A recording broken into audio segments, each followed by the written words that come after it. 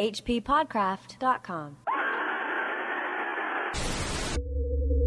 We're going. We're rolling? Okay. But still the pole star leers down from the same place in the black vault, winking hideously like an insane watching eye which strives to convey some strange message, yet recalls nothing save that it once had a message to convey. Sometimes, when it is cloudy, I can sleep. Ooh, that sounded very mysterious. It did. What's that from? That's from Polaris, a story by H.P. Lovecraft. Oh, H.P. Lovecraft. Yeah. And this happens to be the H.P. Lovecraft Literary Podcast. That is so crazy that Rachel Ford just read that. And she read it very well, I must Very say. well indeed. And then we just so happen to be discussing that story today. We are discussing that, and by we, I mean... Well, I'm Chad Pfeiffer. And I'm Chris Lackey. And this is the H.P. Lovecraft Literary Podcast. hppodcraft.com. Well, look at all that. Rachel is an actress who agreed today to read some of the story for us, as well as a few other quotes. Yes, she's going to be our reader for this one, because Polaris, the gender of the narrator is somewhat ambiguous, so we thought maybe we'd get away with having it be a woman. Yeah, I mean, Lovecraft was probably writing a male character, but right. Wanted to have some more female voices on the show, so thank you, Rachel. And by more, you mean... Yeah. One. This is our first. Yeah. Unless you count mine, which sometimes... No, Chad, you sound very manly. Thank you very much. What's the story about, Chris? Well, the story is about the narrator, who, of course, is never named, lives in a swamp, in a house near a swamp, and has trouble sleeping. The star, Polaris, keeps, blinking at him hideously, he says, and kind of troubles him. And he goes to sleep eventually. Well, I love that setup right and that was what we heard in the first paragraph at the opening, was that, that this North Star, Polaris, is always looking down on him, and it immediately identifies that we're in a swamp, that he's got a house, and that this guy's a creep. Because it's always the creeps who don't want things looking at him. You know what I mean? It reminds me of like he'd be the kind of guy who would have pictures of women pasted up on his walls in his house, but he'd have all the eyes blacked out. Because it's only he only gets into it if they can't see him. They can't see him. Anyway, so you said he falls asleep. He falls asleep and he dreams of this faraway land. Right. I think actually it mentions really quickly in the story that there was an aurora in the swamp. Yes. Yeah. There's a aurora over his house, and shortly after that, he has this dream in which he envisions a city. Yeah, a marble city lying on a plateau between two peaks, and then Polaris is in the sky still. Right. So the astronomy is the same. In the same place, yeah. Polaris is in the same place. Right. And he sees some people, he hears them talking, but he doesn't really know. Yeah, he kind of walks around like a ghost in this marble city. Like, nobody sees him, but he observes.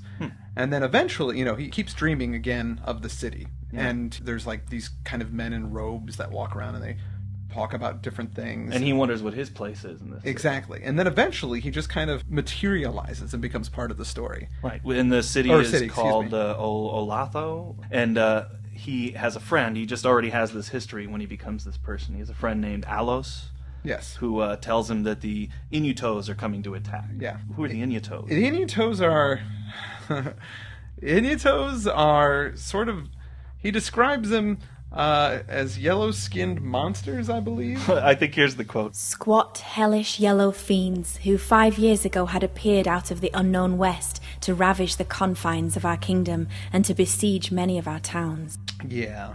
So they're squat and they're yellow. Hellish yellow. Yellow. Now his people, on the other hand, I think are gray and they're tall and they're very noble. Yeah, they're kind of a very cultured civilization that has a great history. And in fact, when he goes there, he studies the Nakadic manuscripts. That's right, the Nakadic manuscripts. Which is kind of the first time that Lovecraft kind of throws down a tome or a book. And, this is kind of a trend in his stories. So he just came up with this book. That's not a real thing. I believe, yeah, the Nakadic manuscripts, as far as I know, is fictional. Okay, cool. And then Lovecraft, we know, as we talked about before, he made up the Necronomicon and lots of other books. Yes. That supposedly had forbidden knowledge in them later, and this would be the first example of that happening. That's very cool. So anyway, they're at war with those people. Mm-hmm. The Inuits? The Inutos. Excuse me. The Inutos. Although it does sound strangely like Inuit, doesn't it? It sure does. And his people are noble, while the yellow people are subhuman, and they are great warriors in his city, but they're outnumbered by these Inutos who are coming to attack. And his buddy Alos is an awesome warrior, but he unfortunately is kind of a weakling, right? Yes. And so he gets the task of being the lookout And here's a quote that describes that. To me, Alos denied the warrior's part, for I was feeble and given to strange faintings when subjected to stress and hardships. But my eyes were the keenest in the city, despite the long hours I gave each day to the study of the narcotic manuscripts and the wisdom of the Zobnarian fathers. Yeah, Lovecraft in this story really throws out wacky names It's of so places. science fiction. Yeah, it's really overly complicated for no real reason. But anyway, before I start my commentary, Yeah, sure. So he gets the job as lookout, and he goes up and he's looking out. Well, it's night, Right. the stars in the sky. He's looking up at it. Yeah. He kind of starts drifting off, and he hears this voice kind of speaking to him, like he's half awake, half asleep. Right, and the voice says, Slumber, watcher, till the spheres 26,000 years have revolved, and I return to the spot where now I burn. Other stars anon shall rise to the axis of the skies, stars that soothe and stars that bless with a sweet forgetfulness. Only when my round is o'er shall the past disturb thy door. that sounded magical. It was magical because he wakes up not in his watchtower where he was before, but back in the swamp. Oh my goodness, it's almost as if the dream has become the reality and his reality has become a dream. Exactly. And the story ends with him saying, I must wake up from this dream and get back to my watchtower duty. And that's it. That's the big twist. So the big twist is that he's failing them because he's asleep. Anytime those Inutos are going to attack through some narrow pass. And actually, the story does have kind of a really horrifying twist at the end that we haven't mentioned in this quote. But still these shadows of my dreams deride me. They say there is no land of Lomar, save in my nocturnal imaginings, that in these realms where the pole star shines high and red Aldebaran crawls low around the horizon, there has been naught save ice and snow for thousands of years, and never a man, save squat yellow creatures blighted by the cold, called Eskimo. Yeah. So I believe that what he's implying is that the Eskimo are there because he failed at his job to stop them. Yeah. The last time the pole star was in this exact position in the sky. Right. That's the horror of the story. That's the horror of the story. That Those dreadful Eskimos Those live horrible Eskimos with their igloos and their furry coats their abhorrent pies, and their abhorrent pie. Oh, right. their yes. dreadful kisses. The fluttering. Oh God, the fluttering. So, And that's the end of the story. that's one of the things. But before we jump into this, there's something that I think we really need to talk about H.P. Lovecraft in general. Mm-hmm. I'm really trying not to make any excuses here, but Lovecraft was a racist, right. and this story really kind of points out that he's a racist. You Yeah. know? I actually, we talked about Dagon last week, and there was even an element in that story that has the xenophobic kind of expresses that xenophobic, because he's partly the reason that he's horrified at the end of the story is he's like, those fish people are down there they have different traditions than us. Yeah. And they're doing things that we don't understand. Right. Not that they're murdering children No, or that they're no. gobbling up babies or that they're even killing infants. I just said the same thing 3 times, but it is the most horrible thing you can do. I think so. But he just hates them for their otherness. Yeah. And some people might be turned off by the fact that he is a racist. Usually it doesn't pop up in his stories, but occasionally it does, and there's some other stories where we'll address it at the time. Right, but for me personally, I'm able to separate the man and his faults from his work. Sure, absolutely. And I personally have people from an older generation in my life Yeah. that are still racist. And you pointed out before that Lovecraft's wife was Jewish. Yes. And he changed his mind about now on his feelings about racism. I don't know if he changed his mind much, but he started out as almost a monarchist and wound up being a socialist. I mean, This is a guy who changed with the times, as a lot of people do. Right. But I agree with you. While I find it kind of repellent, some of this language in Yes, here. I do too. I think let's choose to look at some of the conceptual stuff that maybe drove sci-fi.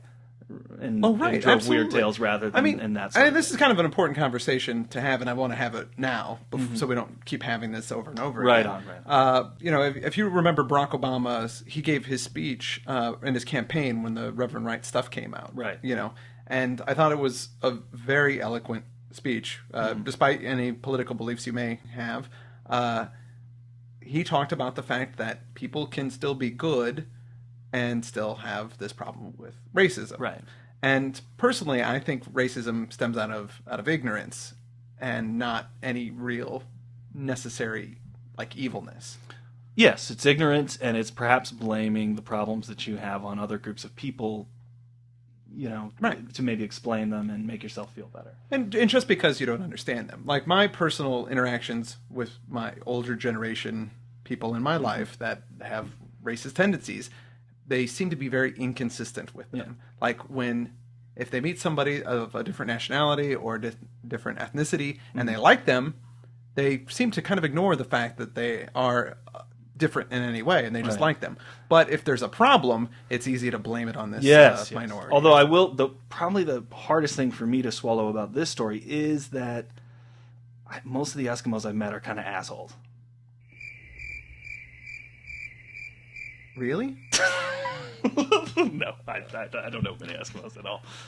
Yeah, I've never met an Eskimo before.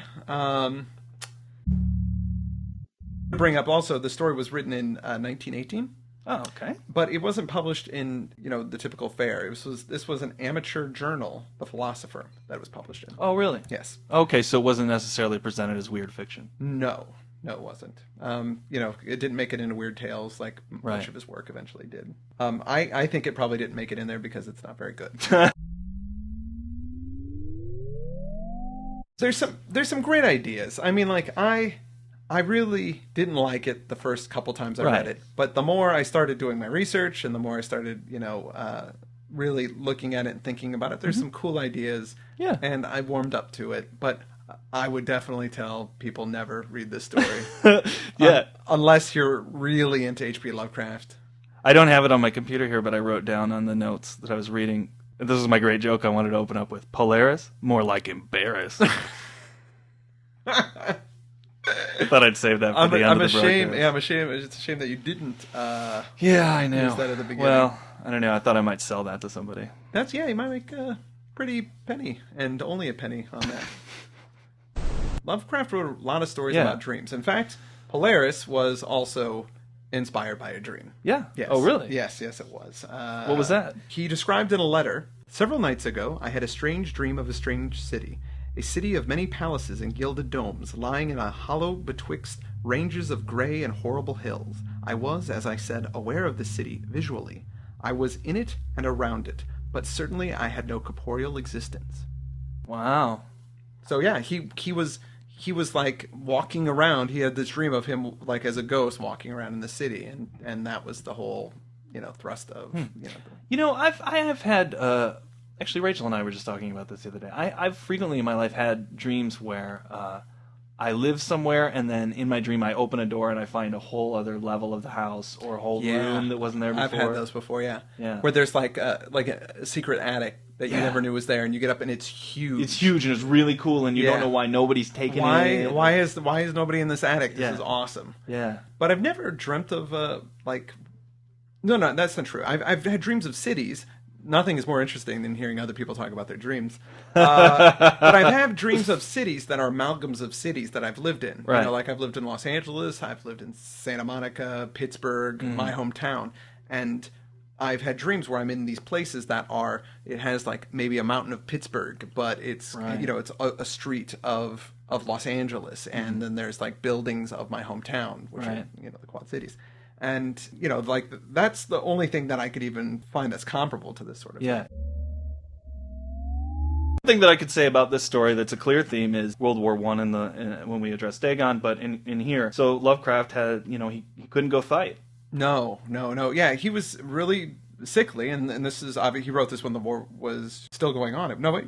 Well, it was 1917. 1918. No. Okay, so it was over. It had just ended, Yes. but I mean, for all intents and purposes, it was still going on. Oh, right. Everybody was still dealing with the issues that were going on, dealing with the effects of the war. And you could tell in the way that he describes characters in the story, he admires them, the people that are brave and they're warlike. He has a lot of admiration for, and he's a little embarrassed that he can't fight with them. Right. But he has a special talent, which is that he's good at reading and he knows history, and he's got really keen eyes. He can watch out for creeps Right. when they show up. Right, exactly. What's really sad about this, besides the fact that he has really good vision, that's what he's good for.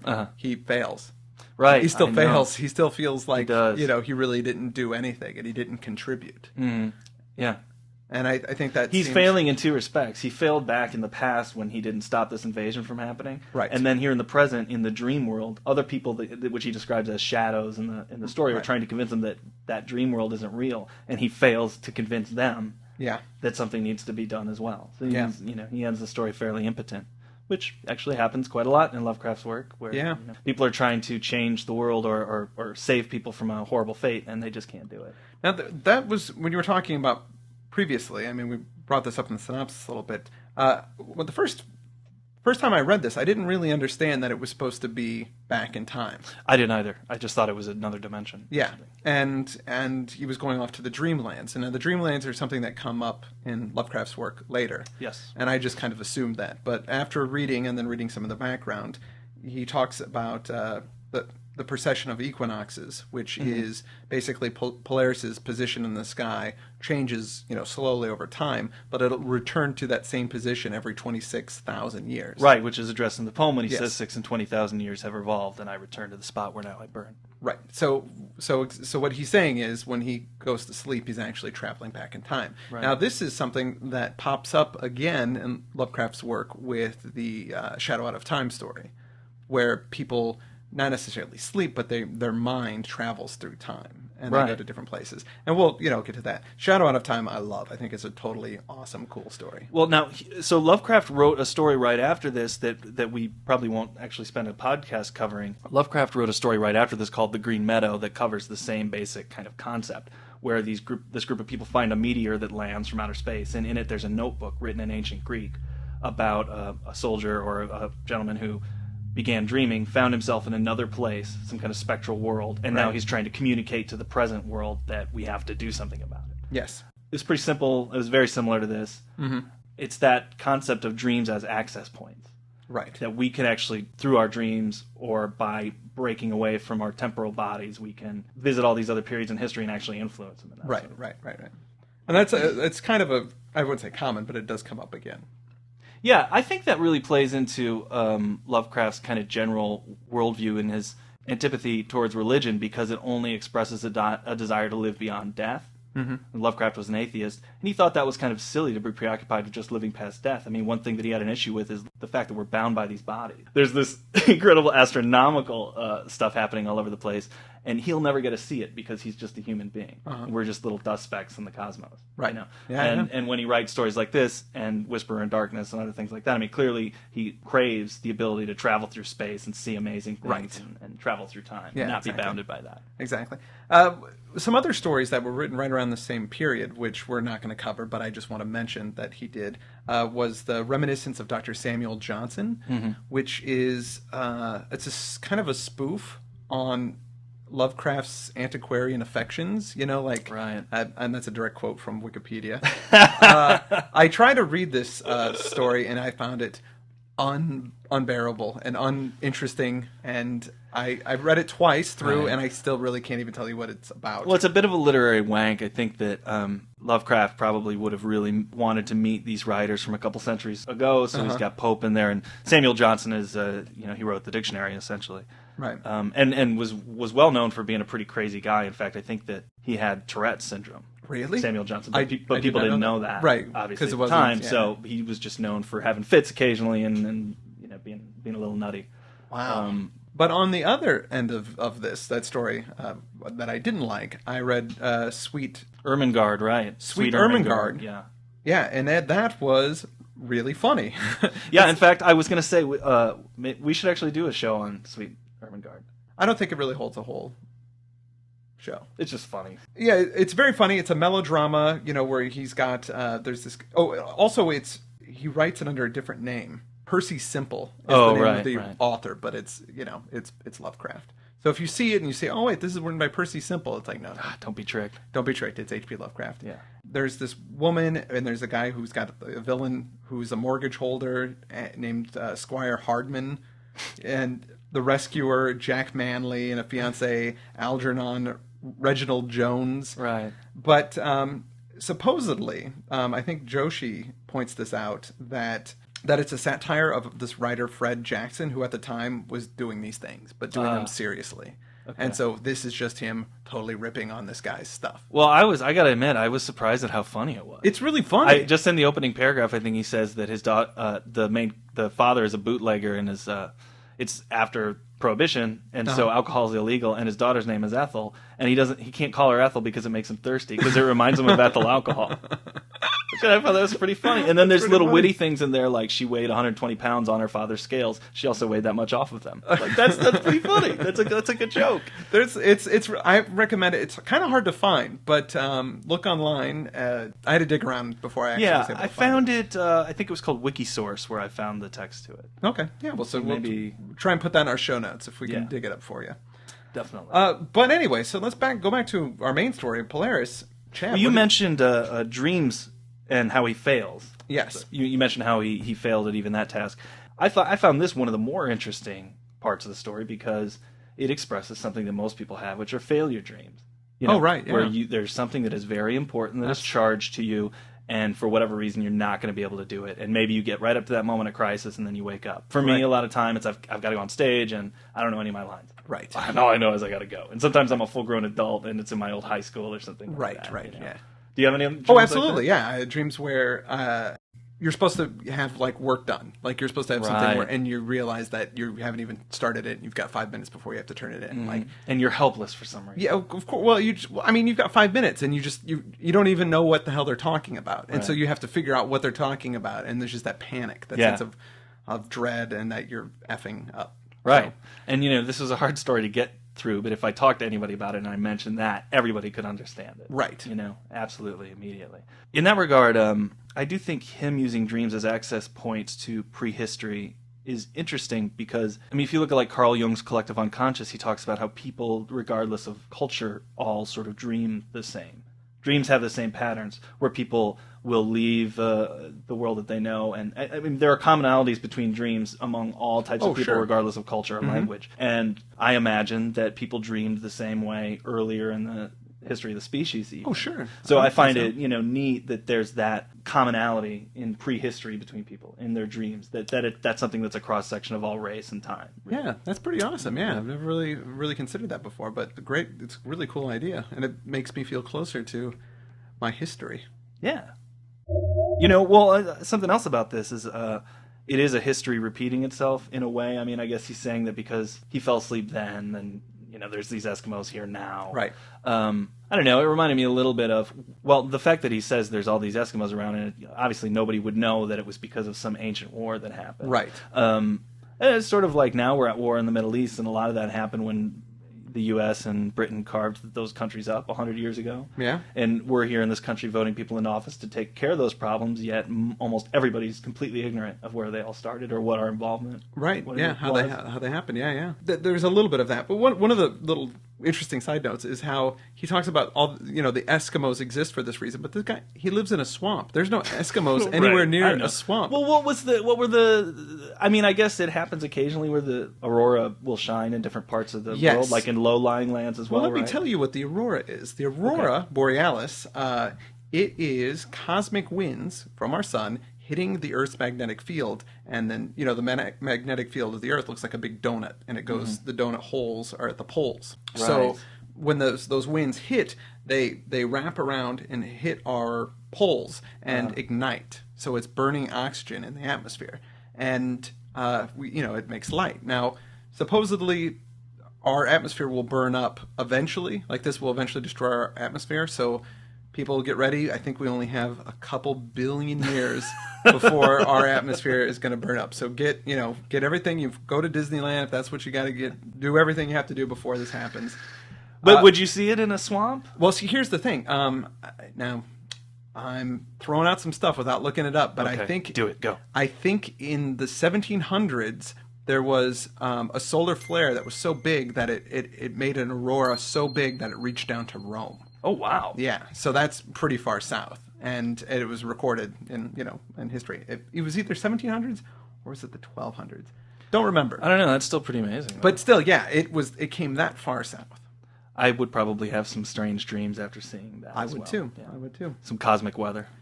Some cosmic weather. One thing that I liked in the opening quote, and which is, I think Lovecraft realized that was the best piece of writing in the story because he uses it again in the last paragraph. But he says, winking hideously like an insane watching eye, which strives to convey some strange message, yet recalls nothing, save that it once had a message to convey. and I think that's neat because obviously a lot of the stars that we're looking at are not there actually physically anymore. We're just seeing the light. Oh, yeah. Right, traveling. But I like the concept of the mission without memory. It reminded me of that Ray Bradbury story, There Will Come Soft Rains, where there's been Armageddon and the house continues to go on its automated chores, cleaning up, making breakfast, doing everything for the family. But the family's dead. In fact, their shadowed imprints are on the wall. Yeah, that's kind of the outside reveal of the story, is Right. that they describe how there's these outlines of the children on the side of the house. I don't know. I thought it expressed that kind of idea where things don't remember why they're going on, but they have the same habits and they're moving on. The star is conveying a message, but even it's so long ago that even the star doesn't know. Sort of like, animals in a zoo will continue to trace the same patterns that they set up early in their time when they were trying to escape. They don't remember that they're trying to escape. They just walk the same path every day. Anyway, made me think of that Ray Bradbury story. I'll say that Ray Bradbury's first book was published by Arkham House. I didn't know that. Which is the publishing company owned by August Derleth. Yeah. Who was basically, we have a lot to owe to August Derleth because without him, a lot of Lovecraft's writings might have faded into obscurity. He was absolutely. a big champion who set up all the reprints and got a lot of his stuff out there. Yeah, August Derleth also kind of extended the Lovecraftian mythos, the Cthulhu mythos is what it's called by most people, and he wrote more stories. Yeah. And we're sticking primarily in this podcast, obviously, to H.P. Lovecraft stuff, but who knows? Maybe we'll eventually go into August Derleth's writings. He really kept the sharing of this mythos alive. Yeah. Into later generations, and like I say, we've got a lot to owe to him. Yeah, he's if you get a chance, look him up and read a little about it. The only thing I would say about it is, if you ever tell your mom for Christmas, just buy me anything by H.P. Lovecraft, she may come home with a book that's in fact written by August Derleth, because the guy would take some of Lovecraft's story fragments and go ahead and create them as his own stories, and then go ahead and put Lovecraft's name on there. Right. That happened to me. Oh, that story is my own. I'm sorry. It was italicized. That was the story is your own. One other thing that I liked was the concept in that same quote. I think everything that's great in the story is in the first paragraph, but the idea of the ever-watching eye. I said it earlier, that's something that creeps don't like. Like the creep who's the center of the telltale heart, who the reason that he ends up killing the old man in there is because he can't stand his eye looking at him. I've got a quote where he says, It is impossible to say how first the idea entered my brain, but once conceived it haunted me day and night. Object there was none, passion there was none. I loved the old man. He had never wronged me. He had never given me insult. For his gold I had no desire. I think it was his eye. Yes, it was this. He had the eye of a vulture, a pale blue eye with a film over it. Whenever it fell upon me, my blood ran cold, and so by degrees, very gradually, I made up my mind to take the life of the old man, and thus rid myself of the eye forever. Yeah. I feel like Poe's idea of that was in here a little bit. Oh, right. Well, they also, Lovecraft himself says that not just Poe, but a little bit of Dunsany was going on, even though he hadn't read Dunsany yet. Oh, okay, so Lord Dunsany was that influenced like his Dreamworld's work. Yeah. Oh, so he says that he wrote this and was surprised to see that it was very much in the style of it. And Dunsany also followed Edgar Allan Poe also. So they're kind of looking at the same source stuff and kind of coming to the same... Oh, that's cool. Yeah. Yeah, I mean, I even think of the Raven when he says the Raven's eyes have all the seeming of a demon's that is dreaming. I mean, the Raven is up there watching him. He knows about his despair. It's that eye that can see into your soul. Gosh, that reminds me of The Great Gatsby a little bit too. In what way? But the goggles is the big image in there. There's this billboard with these with these glasses on them that are sort of seeing into everybody's personal despair. The eye. Well, I mean, eyes are common throughout. Right. It's pretty common. Everybody's got them. You're right. Everybody does. Everybody can relate to eyes. Well, except for all. There's one blind guy that just unsubscribed right now. Screw you guys. Sorry about the people that have no eyes that are out there. My apologies. If you have any comments or ideas, things you would like to talk about, or things that we got wrong Yeah. Point out some stuff. Go, hey, you guys, it wasn't the 1700s when that Aurora came. It was the 1300s. Whatever. Yeah. You're not really Chris Lackey. Yeah, you're not Chris Lackey. Chris Lackey died 5 years ago. What have you done with my husband? Yeah. No, I'm not. I'm not married. I don't know. That would just be exciting. That seems like the next logical thing. Give me back my son. Also, if you would do us the favor of when you're on iTunes, go and give us a review. Write a little review and tell people what you think. As long as you like the show. If you don't like the show, forget it. Just don't do us that favor and don't say anything. Scream that out your window, but don't put it online. Yeah, you could scream. Even tell your friends about it, because your friends are probably jerks. And with that, we'll leave you for this week. Yes, again, next week. Beyond the Wall of Sleep. Beyond the Wall of Sleep, so read up and, have a good week. I am Chris Lackey. I'm Chad Pfeiffer. And this is the H.P. Lovecraft Literary Podcast. At hppodcraft.com.